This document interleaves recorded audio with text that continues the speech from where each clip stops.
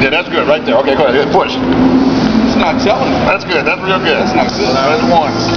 They should at least say that type of. That's good. Right just like that. Go ahead. Push. Oh, that means you're gonna wake up one day like, oh, snap. Something's slinging and blowing. Ah, shit, that's two. This isn't good. Go ahead. Three. Man, they're not telling you. 46 across the shoulder. Oh. Oh, you got too much pressure there, man. Okay.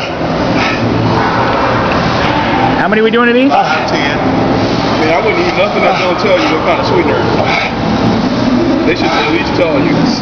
Well, that's the breath brush. I mean, the teeth whitener or whatever the fuck they come. Yeah, but they should at least tell you what type of sweetener they're using.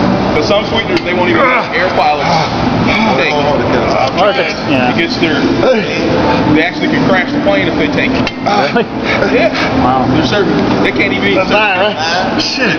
chew certain gums. You know, that's one part of it. I start looking into that because for me, the reason I don't mess around. Oh, shit. The reason I try to do most of That's the rough. other stuff.